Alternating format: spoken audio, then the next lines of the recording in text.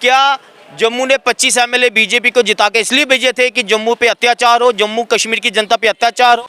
आज कौन सी ऐसी मजबूरियां भारतीय जनता पार्टी की हो गई कि बाईपास कर कर ये जो एसओ जारी किया गया है और यहाँ 1 अप्रैल को प्रॉपर्टी टैक्स लगाने की कोशिश की जा रही है। दिल्ली के अंदर 2004 में प्रॉपर्टी टैक्स लगा था और वहाँ पे जो प्रॉपर्टी टैक्स फाइनल करती है वो कॉरपोरेशन करती है, उसको देखती है लगाना है नहीं लगाना है, उसको रेट बढ़ाना है कम करना, वहाँ की कॉरपोरेशन देखती है। मगर जम्मू कश्मीर में ये इतिहास लिखा जाएगा 370 तोड़ने के बाद। और आप देख सकते हैं जब से ड्यूटी लगी है नए नए गिफ्ट जम्मू कश्मीर की जनता को मिलने हैं। ये नया गिफ्ट और मिल गया कि प्रॉपर्टी टैक्स लगाए। क्या इसी के लिए आपने 370 तोड़ा था? क्या आपने इसलिए एक 200 साल पुरानी स्टेट को यूटी में तब्दील किया कि काले कानून जो है जम्मू कश्मीर के अंदर लागू किए जाएं? प्रॉपर्टी टैक्स को लेकर जिस तरीके से सरकार ने नोटिफिकेशन निकाली, जम्मू म्युनिसिपल कॉरपोरेशन में इसके लिए एक चर्चा होनी थी, लेकिन अचानक से वो मीटिंग को रद्द कर दिया गया। कई तरह के कारण इसमें बताए गए, कुछ ट्रेनिंग के कारण बताए गए, या कुछ इन्होंने अपने और भी तर्क दिए कि ये कारण है कि आज इसलिए या वहाँ पर हाउस मीटिंग नहीं हो सकी क्योंकि इसमें काउंसलर्स की राय ली जानी थी। इसी पर चर्चा करने के लिए इस समय हमारे पास गौरव चोपड़ा जी हैं, ये डैप के डिस्ट्रिक्ट प्रेसिडेंट हैं। इनसे बातचीत करते हैं और जानते हैं कि प्रॉपर्टी टैक्स को लेकर सर आपकी क्या राय है। जय श्री राम।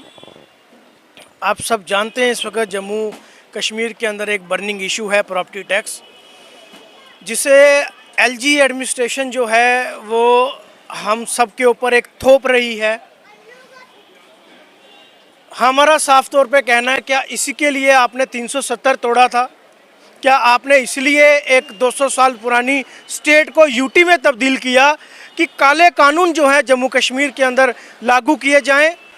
चाहे वो स्मार्ट पार्किंग के माध्यम से, येलो लाइंस के माध्यम से, कभी पीला पंजा चलाया जाता है, लोगों की पेंशनें बंद की जा रही हैं। इस उम्र में ओल्ड एज पेंशन कहाँ, वो उनको बोला जा रहा है कि आप अपनी एज प्रूफ लेके आएँ। विडो पेंशन्स के लिए नई नई फॉर्मेलिटीज़ लगाई जा रही हैं। जो हमारे राशन डीलर्स हैं उनके लिए नया नोटिफिकेशन निकाल दिया कि जिसका 65 ईयर से ऊपर जो राशन डीलर होगा उसका लाइसेंस जो है वो रद्द किया जाएगा। और अब जो नया शिकूफा जम्मू कश्मीर के अंदर लाया प्रॉपर्टी टैक्स के माध्यम से, मैं आप सबको बताना चाहता हूं कि 16 दिसंबर को 2022 को जनरल हाउस की बैठक हुई थी। उसमें डेमोक्रेटिक आज़ाद पार्टी के कॉरपोरेटर्स और इंडिपेंडेंस कॉरपोरेटर्स में अमित गुप्ता जी ने, जो मेरे भाई, इन्होंने ये प्रस्ताव लाया था कि जम्मू के अंदर प्रॉपर्टी टैक्स नहीं लागू होना चाहिए।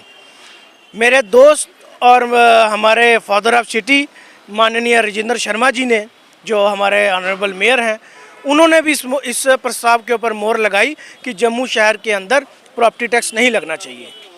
लेकिन बड़े अफसोस से कहना पड़ता है कि 25 जनवरी को 2023 को एक नोटिफिकेशन जारी होता है जिसमें कहा जाता है कि प्रपोज्ड फार्मूला के तहत जो है वो 1 अप्रैल को प्रॉपर्टी टैक्स लगेगा। और अब आपने देखा कि जम्मू नगर निगम को बाईपास करते हुए जो एसओ जारी होता है उसमें बताया जाता है कि रेजिडेंशियल एरिया में 5% और नॉन रेजिडेंशियल एरिया में जो है वो 6% प्रॉपर्टी टैक्स जो है लागू होगा। यही राजेंद्र शर्मा जी और मेरे बाकी साथी कहते थे कि जो नगर निगम की जो बैठक होती है, जो जनरल हाउस की हमारी मीटिंग होती है, उसमें जो भी फैसले होते हैं वो एक सुप्रीम फैसले होते हैं, वो एडमिनिस्ट्रेशन को मानने पड़ते हैं। आज कौन सी ऐसी मजबूरियां भारतीय जनता पार्टी की हो गई कि बाईपास कर कर ये जो एसओ जारी किया गया है और यहाँ 1 अप्रैल को प्रॉपर्टी टैक्स लगाने की कोशिश की जा रही है। साफ तौर पे हमने कहा कि भारतीय जनता पार्टी की करनी और कथनी में बड़ा फ़र्क है, क्योंकि एलजी जो है वो भी भारतीय जनता पार्टी की है, वो किसी और पार्टी से नहीं है। आज तमाम ब्यूरोक्रेसी जो है वो बाहर से लाकर यहाँ पे बिठा दी गई है, क्योंकि इन लोगों के सीने में जो है वो जम्मू के प्रति, जम्मू कश्मीर के प्रति दर्द नहीं है। जम्मू कश्मीर हमारा जो है वो ऑलरेडी एक डिस्टर्ब हमारा स्टेट मानी जाती है, जिसमें मिलिटेंसी जो है सबसे अगर ये कहते हैं कि 370 के बाद मिलिटेंसी कम हुई, कहाँ कम हुई? आप देखिए टारगेट किलिंग कैसे चल रही है। मैं इसमें एक चीज़ आपसे जानना चाहूँगा, अमित जी भी हैं, अमित गुप्ता जी, मुझे सर ये बताएं कि ये सारा काम तो कॉरपोरेशन का होता है, प्रॉपर्टी टैक्स जैसी चीज़ वो भी म्युनिसिपल लिमिट्स में लगानी है, बाईपास कर दिया, तो इसमें फिर कॉरपोरेशन की रेलेवेंस क्या रहेगी? नमस्कार, जय श्री राम। देखिए प्रॉपर्टी टैक्स ये तवज्जो देते हैं दिल्ली की तर्ज पे और चंडीगढ़ की तर्ज पे देते हैं कि वहाँ पे लगा है और जम्मू में भी लगना चाहिए। मैं आपको आपके मीडिया के माध्यम से जम्मू की जनता को ये बताना चाहता हूँ, कश्मीर की जनता को बताना चाहता हूँ, दिल्ली के अंदर 2004 में प्रॉपर्टी टैक्स लगा था और वहाँ पे जो प्रॉपर्टी टैक्स फाइनल करती है वो कॉरपोरेशन करती है। उसको देखती है लगाना है नहीं लगाना है, उसको रेट बढ़ाना है कम करना, वहाँ की कॉरपोरेशन देखती है। मगर जम्मू कश्मीर में ये इतिहास लिखा जाएगा 370 तोड़ने के बाद। और आप देख सकते हैं जब से यूटी लगी है नए नए गिफ्ट जम्मू कश्मीर की जनता को मिलने हैं। ये नया गिफ्ट और मिल गया कि प्रॉपर्टी टैक्स लगाए। मगर हम लोग इंडिपेंडेंट कॉरपोरेटर, हमारे भाई गौरव चोपड़ा जो अभी डिस्ट्रिक्ट प्रेसिडेंट बने हैं डेमोक्रेटिक आज़ाद पार्टी के, हम सब मिलके हमने प्रोटेस्ट किया था, हाउस में प्रस्ताव लाया था कि प्रॉपर्टी टैक्स नहीं लगे। अगर आप दिल्ली की तर्ज पे लगाना चाहते हैं या चंडीगढ़ की तर्ज पे लगाना चाहते हैं, वो जम्मू कश्मीर से 30 साल आगे चल रहा है और वहाँ पे हर किस्म की फैसिलिटी आम जनता को मिलती है। पीने का पानी स्वस्थ अच्छा मिलता है, साफ मिलता है, बिजली 24 घंटे मिलती है, हॉस्पिटल देखिए, क्लिनिक देखिए, दिल्ली और चंडीगढ़ में अच्छी हैं। वहाँ की रोडें देखिए, रोड्स, गलियाँ, नालियाँ, सीवरेज की पाइपलाइन, वहाँ पे हर किस्म की सुविधा उपलब्ध है। मगर जम्मू में ये क्यों लगाया जा रहा है? जम्मू कश्मीर के लोगों ने क्या गुनाह किया है? क्या जम्मू ने 25 एमएलए बीजेपी को जिता के इसलिए भेजे थे कि जम्मू पे अत्याचार हो, जम्मू कश्मीर की जनता पे अत्याचार हो? लेकिन एमएलए तो कोई भी नहीं बोल रहा। जब भी उनसे पूछा जा रहा है वो बिल्कुल इस क्वेश्चंस को ही स्किप करके भागते हैं। तो क्या कहेंगे कि उनकी भी सुनी नहीं जा रही? उनकी कब सुनी जाती है? मुझे जब वो सरकार में थे तब भी सुनी जाती थी, नहीं सुनी जाती थी।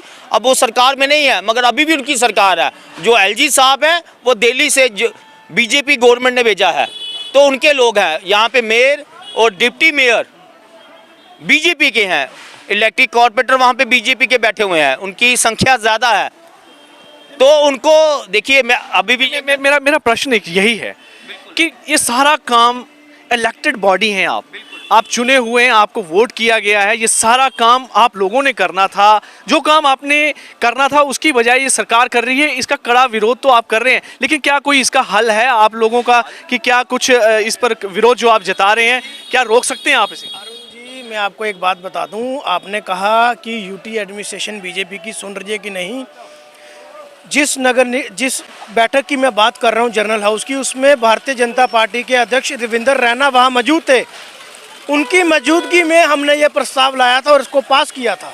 और एक वीडियो भी वायरल हो रहा है लेफ्टिनेंट गवर्नर साहब का, जिसमें वो कह रहे हैं कि जम्मू कश्मीर के अंदर कोई प्रॉपर्टी टैक्स नहीं लगेगा।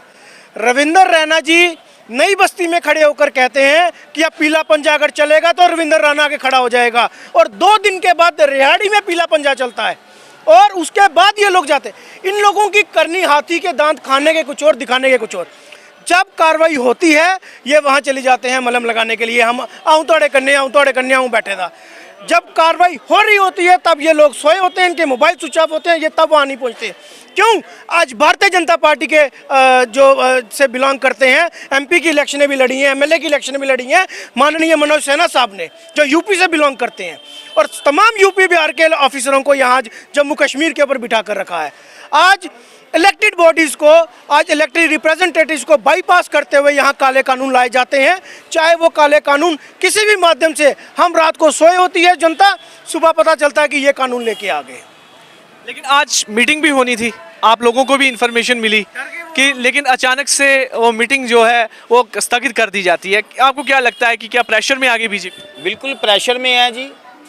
अगर जिसको जम्मू कश्मीर का दर्द लीडर को पता है तो वो प्रोटेस्ट करेगा, मीडिया में आएगा, प्रिंट मीडिया में आएगा, रोडों में आएगा। और आपने अभी सवाल पहले पूछा था बीजेपी क्यों जवाब नहीं दे रही, उनकी चलती कहाँ है? अगर वो जम्मू के कहते हैं वो हम एमएलए जीते हैं, जो मिनिस्टर रहे हैं 11 मिनिस्टर रहे हैं, वो क्यों चुप हैं? एमपी जुगल किशोर क्यों चुप हैं? डॉक्टर जितेंद्र सिंह क्यों चुप हैं? उनको बोलना चाहिए, जम्मू का दर्द होना चाहिए। जम्मू में ट्रेन चलेगी कटरा, जम्मू में ट्रेन कोई नहीं आ रही। जो भी टूरिस्ट आ रहा है दिल्ली से या बम्बई से वो डायरेक्ट कटरा में जा रहा है। जो हिंदू मुसलमान सिख का जो प्यार बना हुआ था, 6 महीने जम्मू सेक्टर आता था, 6 महीने कश्मीर जाता था।